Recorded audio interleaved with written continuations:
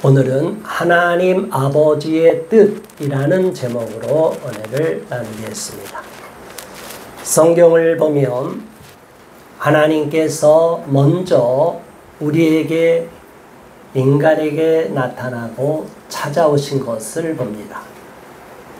세계의 많은 종교인들이 아직도 조상이라고 여기고 있는 아브라함에게 하나님이 나타나셨어요. 물론 그 이전에는 하나님이 아담과 하와를 지으시고 에덴 동산에서 그 어떤 죄도 없는 거룩한 깨끗한 상태로 놓이고 그 천국의 모형을 땅에 만드셨어요. 그런데 거기에 뱀의 유혹이 다가오고 그 뱀의 유혹에 넘어감으로 인하여 하나님이 동산 중앙에 생명나무 과실과 선악과가 있는데 절대로 선악과는 먹지 말라고 했는데 선악과를 먹게 만들었어요. 결국은 인간이 타락하고 에덴 동산에서 쫓겨나고 이 땅에 저주가 임하고 죄가 임하고 사망이 임하고 여자에게는 잉태하는 고통, 해산하는 고통이 임하게 되고 남자들은 끊임없이 땀 흘려 노동하고 일하는 그러한 형벌이 임하게 됩니다. 노동에 대하여 많은 사람들이, 철학자들이, 정치가들이 노동의 가치를 갖고만 연구하는 것만 해도 한이 없어요.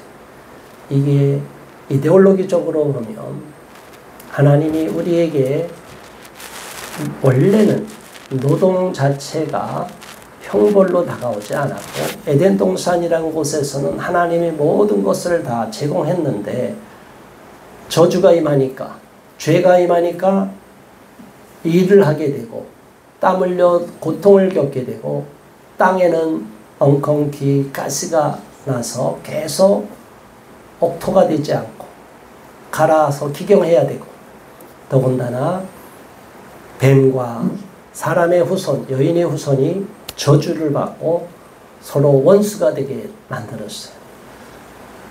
오늘날에 보면은 애완동물을 기르는데 파충류를 많이 기르는 사람들이고 뱀도 기르는 사람도 있어요. 그건 영적으로 안 좋은 거예요, 사실은. 뱀을 본능적으로 보면 사람은 영이 깨어있는 사람들, 뱀은 징그럽고 뱀은 다른 동물의 새끼들을 보면 그래도 귀여운 게 있는데 뱀은 귀엽지가 않아요. 근데 그 뱀을 애완동물로 기르는 분들이 보면 그의 영이 정상 상태는 아니라고 보여요. 뱀이라는 것도 물론 뱀도 깨끗한 거 좋아하고 그렇지만 그 뱀이라는 것은 성경에서 보면 하나님께서 이 가증한 것이 그 당시는 땅에 기어다니지 않았는데 저주를 받아서 이제 땅에 기어다니게 만드는 거예요. 그 짐승을 그렇게 동물을 그렇게 만든 것도 하나님이 저주가 임해서 그렇게 된 거예요.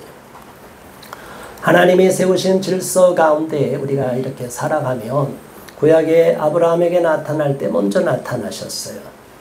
또 각 시대마다 하나님이 태우신 하나님의 사명자를 부를 때 하나님이 먼저 나타났어요. 그래서 누구십니까? 누구십니까? 그래요.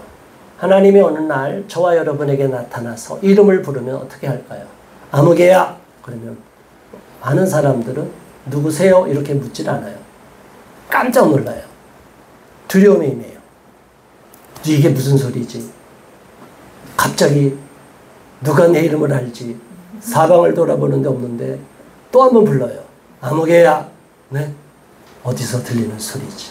자, 이렇게 하나님께 지명하여 부름을 받는 사람들은 이름을 부르게 돼요. 하나님 먼저 나타난다는 거예요. 여러분들 모두 저도 마찬가지고 하나님이 저와 여러분을 지명하여 부르신 줄 믿으시기 바랍니다. 하나님의 자녀로 삼기 위해서 하나님이 지난날의 아픔과 시련을 주셨지만 그 모든 과정을 통하여 오히려 가장 좋은 영원한 천국, 영생의 복을 주기 위하여 하나님이 직접 우리에게 나타나시고 시련과 고난을 주셨다는 사실을 아시기 바랍니다. 자녀를 기르는 부모들은 겪으셨을 겁니다. 내 자녀가 다른 나쁜 유혹에 빠지거나 위험한 상황에 빠지지 않기를 바라서 부모들은 아이들을 훈육하게 되어 있어요. 성경에 보면 잠언서에 그렇게 훈육하라, 자녀를 훈육하라 했는데 오늘날에는 자녀의 훈육권을 박탈시켜버리는 상황에 이르렀어요.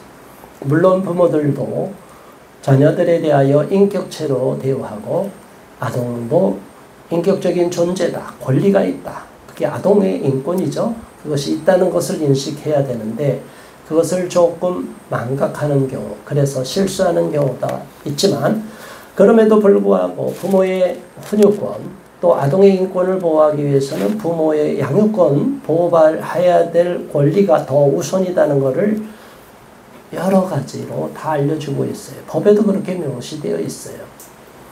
유엔의 아동권리협약에도 되어 있고 아동인권 선언에도 되어 있고 세계인권 선언에도 되어 있고 아동인권 헌장에도 이렇게 되어 있어요. 아이들이 정말 인권을 보호받는 건 어린아이들은 너무나 위험에 노출되고 전쟁 같은 경우도 얼마나 아이들이 먼저 가장 많이 죽게 되는 경우가 아동과 여성이 많이 죽습니다.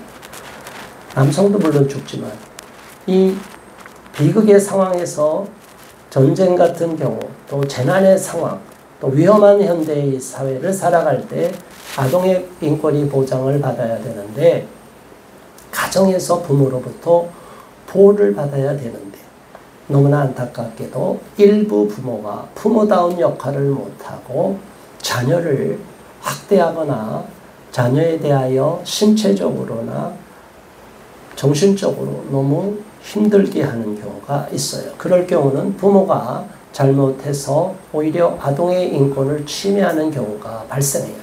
이런 상황까지 가지 않도록 미리미리 교육을 하고 깨달음을 얻어야 됩니다.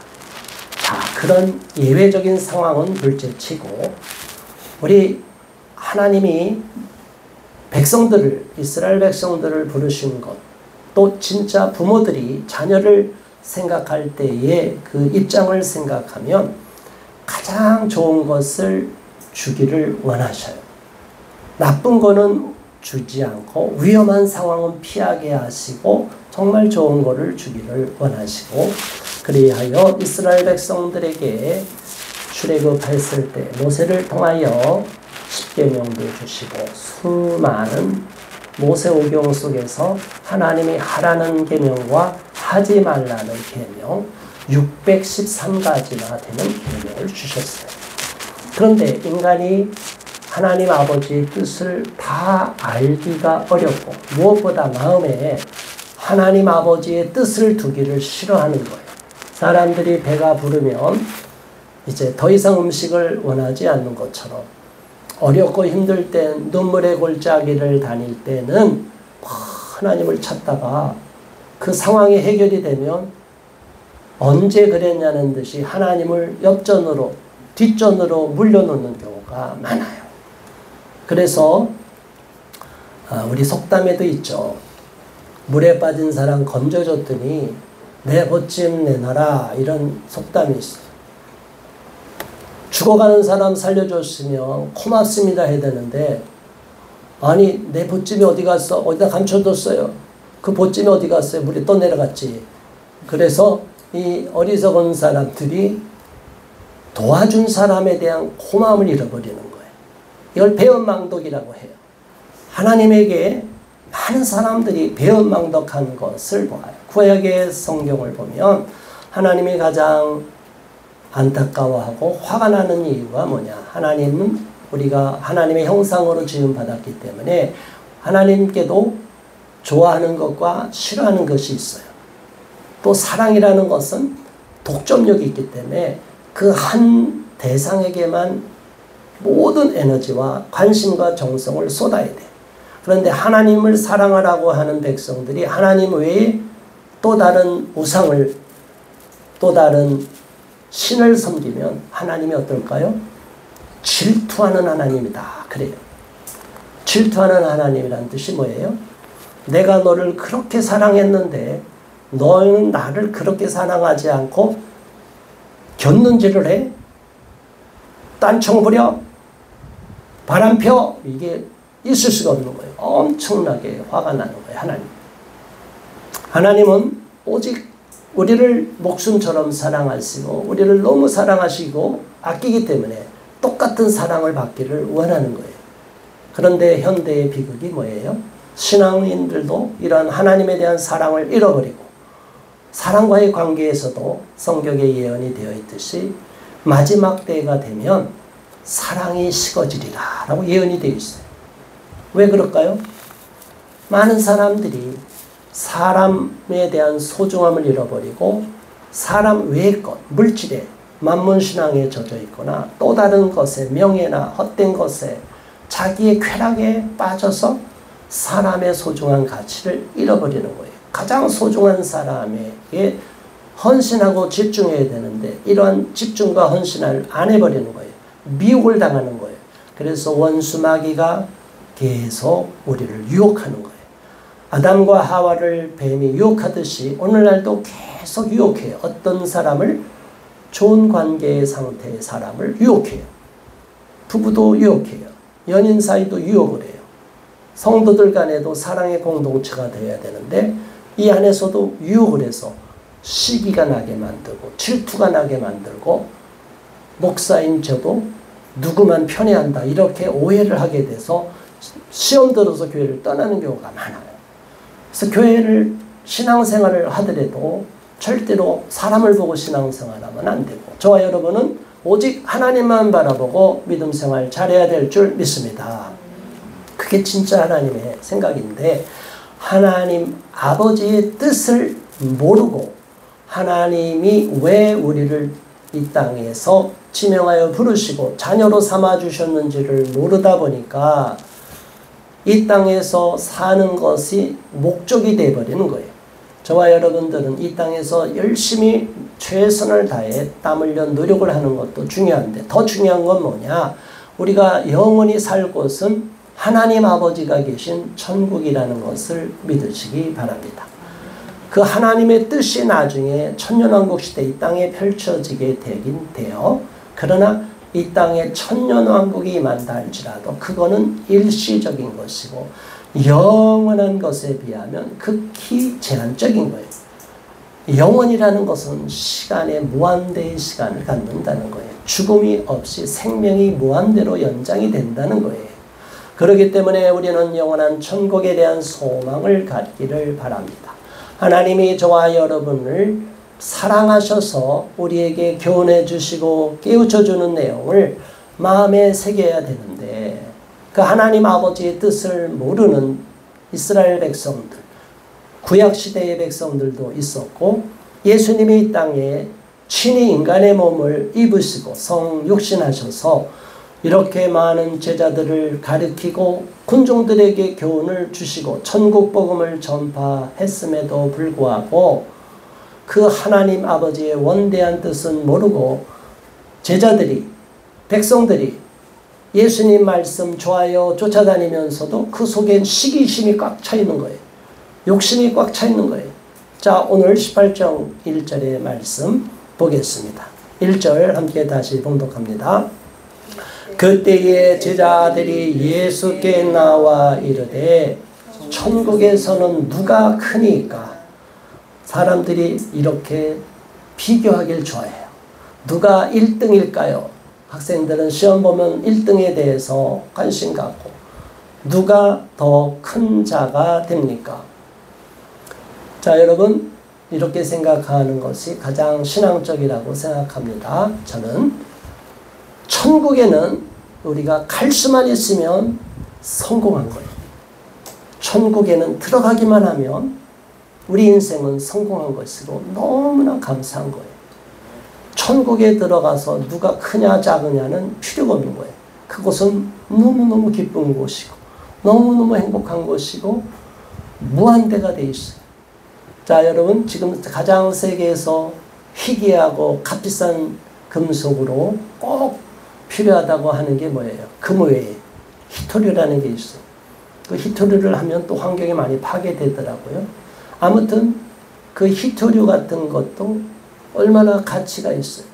그런데 그거 하나 철광석이든 히토류든 그거를 뽑아내기 위해서는 온 산을 다 까헤쳐야 돼요. 그게 많이 나오는 게 아니에요. 금도 금맥을 찾았지만 어마어마한 몇 톤의 돌을 깨 부숴야만이 요만큼 금이 나오더라고요. 그게 쉬운 게 아니에요. 그러니까 보석이죠. 귀한 거죠. 자, 그 귀한 보석이 이 길바닥에 다 널려 있다고 생각하면 어떻게 돼요? 여러분, 이 건물이 황금으로 지어졌다면 값이 얼마일까요? 아무리 세계적인 부호라고 해도 집을 다 금으로 짓지 못할 거예요. 그렇죠? 금에다가 앞에다가 여기 시계 좋은 것도 다이아몬드를 여러 개 막 새기면 이게 엄청나게 돈이 가요. 근데 여기 사방에다가 다이아몬드 다 이렇게 장식을 하면 얼마나 갈까요? 가치가 비교할 수가 없어요. 이 건물 자체가 금이라고 그러면 전 세계 해외 토픽이 날 것이고 이게 얼마의 가치가 있을 것이고 막 그럴 거예요. 그런데 요한계시록에 보면 성경에 그 하늘나라는 모든 것이 보석으로 되어 있어요. 아주 투명한 정금으로 되어 있고 온갖 보석이 12보석으로 다 되어 있고 진주문이 되어 있고. 자, 여러분, 상상할 수 있을까요? 없을까요? 상상할 수 없어요. 우리는 전혀 모르던 음악, 사람들은 음악에 대해서 계속 음악에 끌려가요. 어느 나라 음악을 들어도 자꾸 음악이 가요. 근데 음악을 지으신 분이 누구예요? 하나님이. 그리고 루시엘이 음악을 관장하는 천사장.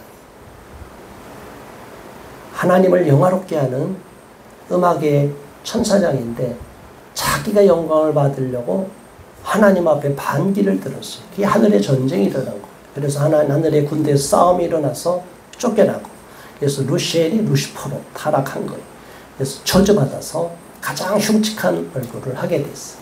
그런데 이 땅을 아담과 하와가 소유권을 빼앗김으로 말미암아 이 마귀가, 사탄이 세상을 지배하고 인간의 영혼을 도적질해서 천국으로 못 가고 지옥에 끌고 가기 위하여 인간들을 미혹하는 것의 도구로 음악을 사용해요. 사이렌이라는 것도 다 그거예요. 홀리는 거예요. 음악에 홀리게 만드는 거예요. 오늘날 현대음악도 그 공연장에 왜 가냐? 어느 정도의 그 음감대가 있대요. 그거를 음악을 강하게 비트를 치면 이 성적 호르몬, 성호르몬이 막 성욕이 발산이 되는, 이 도파민이 막 발산이 되는 거예요. 이게 다 음악에 그게 깔려 있는 거예요. 그리고 그 음악을 통하여 전 세계 인기를 얻기 위해서 사탄을 숭배하고 피해 제사를 드리고. 자, 여러분, 지금 K-팝이 세계를 지배하고 엄청나게 세계에서 유명해지지만 그 K-팝의 그 사람들의 노래가 아니라 뮤직비디오를 보면 얼마나 흉측한지 몰라요. 그 이미지를 잘 보세요. 흉악한 사탄, 피가 나오고 눈물 나오고. K-팝의 그 유명한 대한민국의 스타, 이미 그건 미국에서도 유명한 팝스타들이 다 거쳐갔던 길을 한국에도 그걸 도입해서 우리 K-팝을 도구로 사용해서 전 세계 영혼을 도적질하는 거예요. 물론 그 가운데 전혀 알려지지 않았던 K-팝으로 인해서 한글이 알려지고 대한민국이 알려져서 우리나라가 세계적으로 알려지는 선진국이 되는 건 좋은 거지만 그 배경이 어떤 것인지는 알아야 되는 거예요. 이러한 음악으로 사탄이 우리를 홀리는데도 사람들은 그걸 잘 모르고 미혹을 당해가고 있다. 그래서 우리들이 음악을 듣는 것도 가려서 들어야 되고 세상 음악만 빠져서 노래만 듣고 아무리 노래 잘하는다 하더라도 그런 세상 음악만 들어서는 우리 영혼이 맑아지지가 않아요. 찬송가 많이 듣고 부르고 또 CCM 중에서 복음성가 괜찮은 좋은 거를 골라서 들을 때 은혜가 될 줄 믿습니다. 우리 아이들에게도 어린이 찬송, 찬양 많이 듣게 해줘야 그 아이들의 마음속에 믿음에 자라고 하나님에 대한 신앙이 싹트게 될 줄 믿습니다. 사람들은 천국에만 가기만 해도 중요하고 감사한데 제자들이 예수님을 쫓아다니면서도 여전히 마음속에 세상의 것들이 남아 있었어요. 그러니까 이 땅에서도 서로 자리 다툼을 하는 거예요. 예수님이 70인 제자를 뽑아서 파송했어요. 그 다음에 추려서 12제자를 뽑았어요. 또 12제자 중에 또 3명의 제자 베드로와 제베다들 야고보 요한을 데리고 3명이 또 따로 변화산 사건도 올라오고 특별한 장소로 데려가셨어요. 그러니까 그 무리에 속하지 않은 다른 제자들이 막 샘이 나는 거예요. 뭐가 난다고요? 샘 나는 건 마귀가 주는 거예요. 뭐가 주는 거라고요? 질투하는 거예요. 질투는 마귀가 주는 거예요. 저 사람은 나보다 더 예수님 사랑을 받네. 하나님의 복을 받네. 박수. 이게 천사의 마음, 하나님의 마음이에요.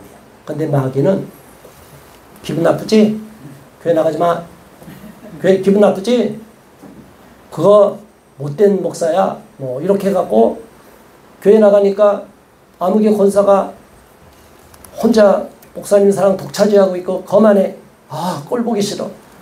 나 저 사람 보기 싫어서 교회 안 나가. 하나님을 집중하지 않고 사람을 보고 교회 나오면 실족하게 되어 있어요. 절대로 그렇지 않아요. 오늘 어린아이들이 굉장히 중요한데 이 어린아이들도 그래요. 요즘 어린아이들도 영악해갖고 요즘 너무 TV를 많이 보고 핸드폰을 많이 하고 게임을 많이 하다 보니까 요즘 어린아이들이 옛날 어린아이 같지가 않아요. 또 아이들이 또 조숙해요. 예전엔 중학교 가도 아직 뭐 어리버리한데 요즘은 초등학교 2, 3학년만 되면 애들이 알 거 다 아는 것처럼 어른들한테 막 그냥 막 가리키려고 하질 않나. 자, 예수님은 그래도 어린아이가 어른보다는 순수하다고 본 거예요. 그렇죠? 천국에서는 누가 큽니까? 이 제자들이 욕심이 가득해서 시기심이 있어서 내가 예수님보다 더 사랑을 받는 것 같은데 내가 예수님께 더 열심히 하고 예수님이 힘들면 내가 발도 씻겨주고 열심히 했는데 나를 더 생각해 주지 않겠나? 이렇게 생각해서 묻는 거예요. 자, 여러분 예수님 뭐라고 했어요? 2절 대답해도 못 알아들으니까 보조 교재를 사용했어요. 어린아이를 하나 불렀어요. 어린아이를 불러 그들 가운데다 이리 와봐라. 여기 어린아이 누구처럼 이리 와봐라 그랬어요. 내가 또 이름을 부르면 또 안 돼. 그래서 누구 아무개 하나 어린아이 하나 그 많은 어린아이 중에 하나 또 이름을 부르면 누가 또 불렀다고 또 시기 나면 안 돼요. 자, 이게 불러냈어요. 그래서 이름을 여기다 기록이 안 돼 있는 거예요. 어린아이는 순수해야 돼. 자, 3절의 말씀 다 같이 읽습니다. 이르시되 진실로 너희에게 이르노니 너희가 돌이켜 어린아이들과 같이 되지 아니하면 결단코 천국에 들어가지 못하리라. 아멘. 무서운 말씀하신 거예요. 천국에 가면 누가 큽니까? 이 말이 뭐예요? 이미 천국은 자기는 갔다고 당연히 천국은 따는 당상이다 해서 나는 천국에 가는 건 당연한데 그냥 가는 정도가 아니라 거기서 내가 어느 정도 위치가 됩니까? 이렇게 교만한 생각이 들어간 거예요. 그런데 예수님은 어린아이를 갖다 놓고 뭐라고 그래요?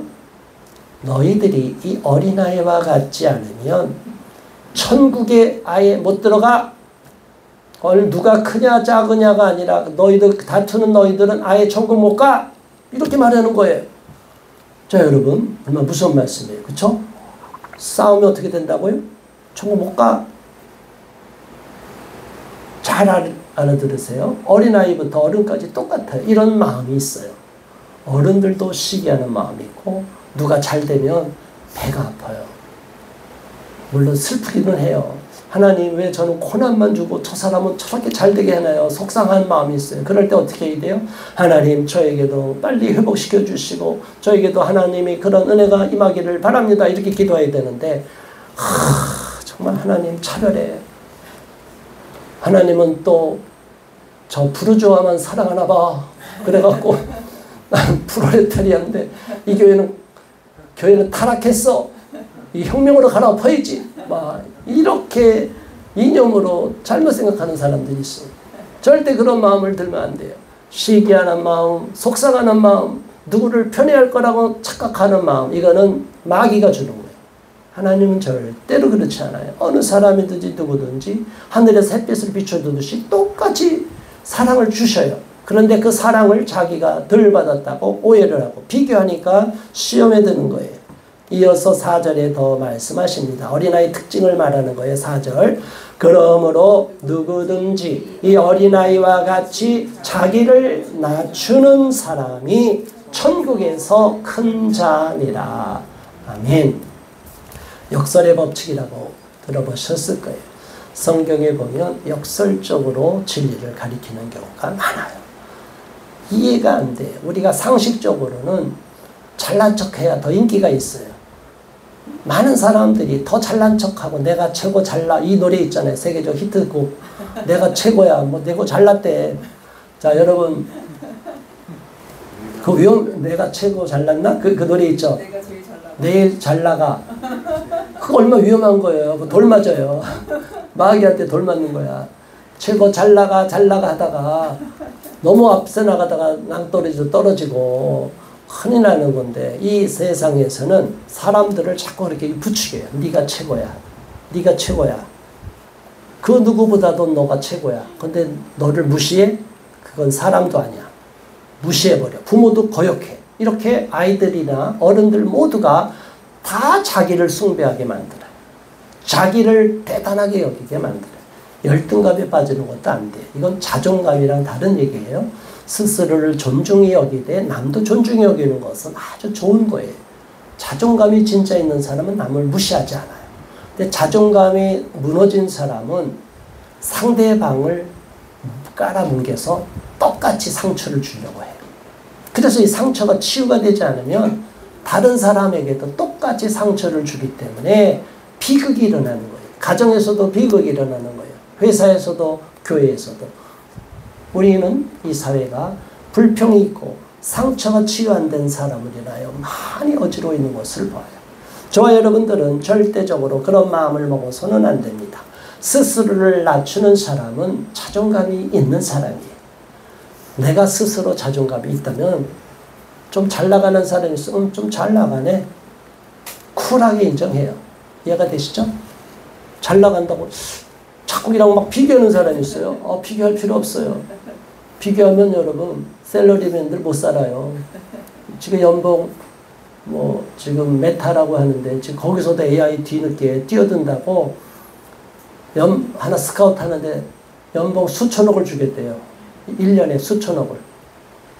따라잡겠다는 연봉이 얼마라고요? 수천억.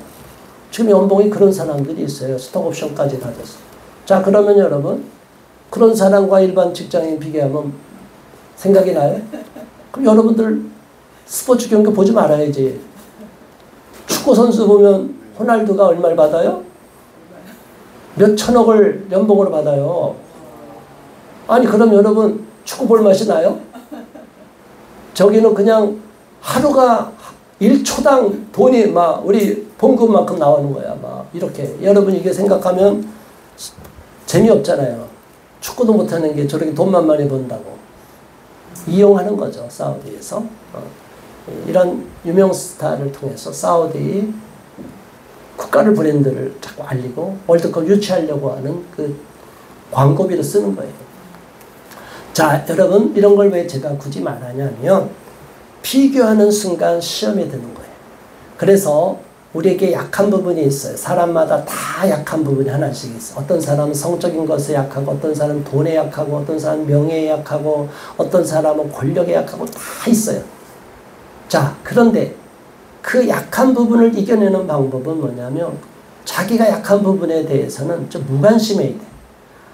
부도체가 되는 게 좋아요. 자석에 끌리면 자성이 끌려가잖아요. 근데 부도체는 아무리 강력한 유혹의 자석이 있어도 그 앞을 쑥쑥 지나다녀요. 아무렇지 않아요. 돈에 만일 시험이 많이 드는 사람이 있으면 돈 많은 사람 옆에 가면 시험이 들고 위축이 돼요. 권력욕이 있는 사람은 권력자 앞에 가면 머리를 조아려요. 굽신굽신해요. 이해가 되시죠? 자기가 정말 바라는 거 있으면 그거를 자기가 원하는 것을 가진 사람들 앞에 가면 굽신굽신해요. 세계적인 대기업가 그런 사람 앞에 가면 사람들이 막 안절부절 못해요. 저와 여러분들은 오직 하나님 앞에서만 그렇게 겸비한 마음을 갖고 사람들 앞에서도 겸비한 마음을 가져야 돼요. 그러면 또 유혹에 대해서도 초연한 마음을 가져야 돼요. 물질에 대해서도 내가 어려움이 있어도 물질을 많이 가진 사람을 시기하고 질투하는 마음이 있어서도 안 돼요. 우리는 자기를 낮추는 것이 비참해지고 자존감이 상하는 거다 생각하지 마시고 내가 오히려 스스로 자존감이 있는 사람은 스스로를 남보다 낮추고 상대방을 존중할 수가 있어요. 성경에서 늘 예수님이 말씀하시죠. 남을 나보다 낮게 여기라 그랬어요. 그 말이 가장 지혜로운 인생을 살아가는 지혜로운 비결이라는 것을 알려주는 것이에요. 그게 행복을 가져다 주는 것이에요. 많은 사람들이 행복을 추구하는데 비교하는 사람에게는 행복이 있을 수가 없어요. 자, 5절 누구든지 내 이름으로 이런 어린아이 하나를 영접하면 곧 나를 영접함이니. 6절 누구든지 나를 믿는 이 작은 자 중 하나를 실족하게 하면 차라리 연자맷돌이 그 목에 달려서 깊은 바다에 빠뜨려지는 것이 나으니라. 한 영혼, 어린 영혼 하나 실족시키면 절대로 안 되고 그 어린아이 하나를 영접하면 하나님을 영접하는 것이다. 얼마나 소중한지 그 어린 영혼 하나를 소중히 여기라. 어린아이와 같이 자기를 낮추고 겸손하는 것이 하나님 아버지의 뜻이고 더 나아가서 어린아이를 영접하고 어린아이를 실족시켜서는 안 된다. 이 어린아이는 실제로 신체적인 어린아이뿐이 아니라 영적으로 어린아이가 있어요. 교회를 먼저 신앙생활을 했다는 사람들이 많이 이런 죄를 저질러요. 새신자, 아직까지 믿음이 깊지 않은 새신자들을 실족시키는 경우가 많아요. 그 하나님 앞에 범죄하는 거예요. 7절 실족하게 하는 일들이 있음으로 말미암아 세상에 화가 있도다. 실족하게 하는 일이 없을 수는 없으나 실족하게 하는 그 사람에게는 화가 있도다. 저주를 받게 된다. 남을 실족하면 저주를 받게 돼요. 남의 눈에 피눈물을 흘리게 만들면 그 자는 자기가 반드시 피눈물을 흘리게 될 것입니다. 이게 하나님의 법칙이에요. 그걸 모르고 하나님을 믿노라 하거나 나는 잘했다고 생각하는 자가 있다면 그는 이미 지옥의 형벌을 받을 준비가 되어 있는 거예요. 무서운 거예요. 돌이켜 회개하지 않으면 지옥의 형벌을 받을 것이에요. 8절 만일 내 손이나 내 발이 너를 범죄하게 하거든 찍어내버리라. 장애인이나 다리 저는 자로 영생에 들어가는 것이 두 손과 두 발을 가지고 영원한 불에 던져지는 것보다 나으니라. 많은 사람들이 범죄하는 게 있다는 거예요. 찍어버리라는 거예요. 도둑질로 맨날 하면 손을 잘라버리라는 거예요. 이렇게 엄하게 하나님 말씀하시고 예수님 말씀하신 이유가 뭐가 있겠어요? 그 작은 죄를 자꾸 반복하면서 지옥의 자손, 죄의 종이 되면 천국에 못 가니까 아예 끊어버리라는 거예요. 나를 유혹하는 게 있다면 끊어버리라는 거예요. 나를 미혹하고 나의 감정을 상하게 하는 게 있어요. 기분 나쁜 소리가 있어요. 그것도 끊어버리라는 거예요. 그리고 계속 나를 시기하게 만들고 질투하게 만들고 시험 들게 만드는 사람이 있다. 그 사람을 끊어버리라는 거예요. 그런 직장이 있다. 떠나라는 거예요. 하나님이 계속 내 힘으로 안 되면 나중에는 기도하고 참고 기다려도 끝까지 계속 나를 어렵게 하는 사람이 있고 나를 힘들게 하면 더 이상 그곳에 머물면 안 돼요. 있을 필요가 없는 거예요. 왜냐? 내가 시험에 들기로 내가 실족하게 될 수 있기 때문에. 9절 만일 내 눈이 너를 범죄하게 하거든 빼어내버리라. 한 눈으로 영생에 들어가는 것이 두 눈을 가지고 지옥불에 던져지는 것보다 나으니라. 우리 심지어 우리 눈으로 계속 죄를 저지르게 되면 그래서 성경에서는 안목의 정욕, 육체의 정욕을 피하라고 계속 이야기하는 거예요. 눈으로 보는 것이 계속 우리를 유혹해요. 여러분 오늘날 지금 모든 컴퓨터가 발전되면 될수록 스토리지, 저장고를 계속 만들어야 돼요. 계속 전기를 써야 되고 저장을 해야 돼요. 왜 그래요? 예전에는 저장이 문서로만 저장되면 얼마 안 되죠. 이제는 사진이 저장이 됐어요. 이제 사진이 아니라 영상이 저장이 돼요. 그러면 날마다 찍는 수억 명의 사람이 영상을 찍어서 막 페이스북에 올리고 메타에 올리고 막 올리면 그걸 다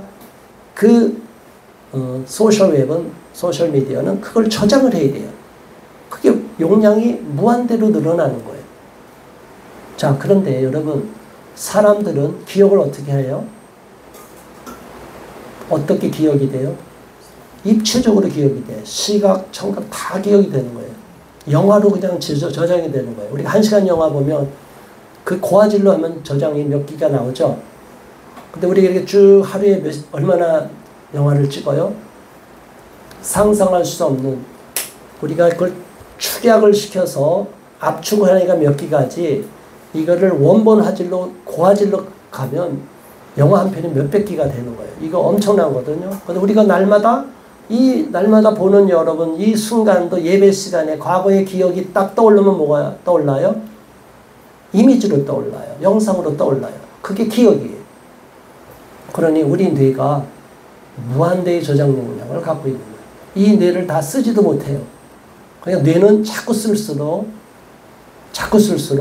젊어지고 건강해지고 장수한대. 김영석 교수님 장수하는 90세, 100세 사시는 분들 계속 글 쓰고 책 보고 그래요. 뇌가 닳지 않을까? 아니에요. 뇌를 안 쓰면 치매가 와요. 뇌가 오히려 파괴가 되잖아요. 저와 여러분은 하나님이 주신 우리의 모든 신체가 너무나 오묘하다는 것을 잘 아시고, 이렇게 하나님 앞에 시각적으로 범죄하고 유혹이 많이 오면 시각적으로 유혹이 다가오는 것을 차단할 필요가 있다. 자꾸 보지 마시고 나쁜 거 보지 마시고 유혹에 빠지지 않아야 돼요. 이상하게 범죄 영화를 즐겨보는 사람들이 있어요. 그러면 그게 더 깊이 들어가면 매니아가 있어요. 어떤 매니아인 줄 아세요? 가장 끔찍한 잔인한 살인사건만 찾아보는 사람들이 있어요. 그럼 그 사람들이 나중에 어떻게 할까요? 그게 일상이 돼서 나중에 자기도 모르는 무의식 속에 그런 범죄를 저지르는 거예요. 이게 얼마나 무서운 거예요. 인간들이 보면 안 돼. 그래서 예전에는 그 영상, 비디오 테이프 이런 거 있잖아요. 어느 사람이 음란물에 많이 중독이 됐다고 벗어나서 그걸 다 버린다고 그러는데, 얼마나 많은지 어떤 사람이 회개해서 그걸 다 버리는데 그 마당 전체를 파갖고 몇 메트를 파서 다 집어넣어서 파묻었대요. 근데 그게 이제는 이게 외장 하드로 다 잠기는 거예요. 이게 얼마나 많은 영향을 차지해요. 더러운 죄가 이렇게 쌓이는데 이걸 놔두면 안 돼요. 다 파묻어버려야 돼. 끊어버려야 돼. 더 이상 죄의 유혹에 빠지지 않는 저와 여러분 되기를 바랍니다. 10절, 삼가 이 작은 중에 하나도 업신여기지 말라. 너희에게 말하노니 그들의 천사들이 하늘에서 하늘에 계신 내 아버지의 얼굴을 항상 배웠느니라. 이 중에 하나도 업신여기지 말라고 또 무엇을 말해요? 그들의 천사들이라. 그 말이 뭐예요? 우리 각 사람은 하나님이 우리의 성령님이 들어와 계시기도 하고, 여러분, 저와 여러분에게 누가 있다고요? 옆에? 천사가 보호해주고 있다는 거예요. 하나님이 천사를 보내주셔서 저와 여러분을 보호해주신다는 거예요. 천사들을 하늘에 계신 내 아버지의 얼굴을 항상 배우고, 그들의 천사들이 다 보호해서 하나님께 다 알리는 거예요. 다 보고를 하는 거예요. 자, 여러분, 함부로 하면 안 돼요. 몰래 어린아이라고 꼴밤 주면 다 천사가 하늘에 보고해요. 어린아이 함부로 대하면 안 돼요. 몰래 나쁜 짓 하면 안 돼요. 자, 12절 시작. 너희 생각에는 어떠하냐? 만일 어떤 사람이 양 100마리가 있는데 그 중에 하나가 길을 잃었으면 그 하나 마리를 산에 두고 가서 길 잃은 양을 찾지 않겠느냐? 인간의 생각은 뭐예요? 99마리를 보호해야지. 한 마리 잃었는데 저거 잃은 양 찾아가다가 99마리 또 잃어버리면 어떡할까? 이거 99마리 때문에 잃어버린 양을 버려요. 그냥 어쩔 수 없어. 버리고 가자. 그런데 하나님 아버지의 마음이 뭐라고요? 99마리도 중요하지만 그 잃어버린 한 마리를 절대로 하나님은 포기하지 않는다는 거예요. 진정한 양치는 목자는 그 잃어버린 양을 소중히 여긴다는 거예요. 그래서 어느 공동체든지 잘 나가는 사람은 내버려둬야 돼. 잘 나간다고 인정해주면 돼. 근데 누가 못 나가지? 누가 실패했지? 누가 울고 있지? 이렇게 어렵고 슬픈 사람을 관심을 둬야 돼. 교회도 그런 공동체가 돼야 될 줄 믿습니다. 그래서 하나님이 저한테는 그런 교회를 23년 전에 개척할 때 그 마음을 주셨어요. 응답을 주셨죠. 시편 147편 2절 3절 저 앞에 있는 말씀이 그거예요. 여호와께서 예루살렘을 세우시며 이스라엘이 흩어진 자를 모으시고 상심한 자를 고치시며 저희 상처를 싸매시는도다. 제 마음은 항상 상처받은 사람에게 가 있어요. 잘 나가는 사람은 이제 안심이 되는데 슬퍼하고 상처받고 아직도 시험에 들어있고 어려움에 빠져있는 사람은 늘 마음에 찡한 마음이 있고 그들에게 관심을 더 줘야 되겠다는 마음이 있어요. 그게 바로 하나님의 마음이에요.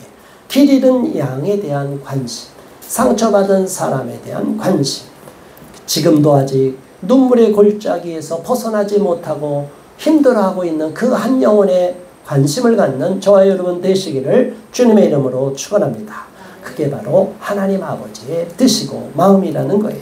13절 진실로 너에게 이르노니 만일 찾으면 길을 잃지 아니한 99마리보다 이것을 더 기뻐하리라. 14절 이와 같이 이 작은 자 중에 하나라도 잃는 것은 하늘에 계신 너희 아버지의 뜻이 아니니라.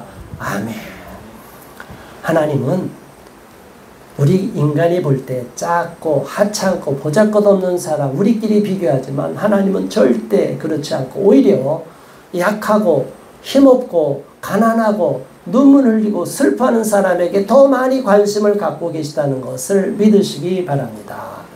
이게 하나님의 마음이고 이 하나님의 마음, 하나님의 뜻을 아는 저와 여러분 또한 그렇게 하나님의 시각으로서 세상을 살아가야 되고 사람을 대해야 될 줄 믿습니다.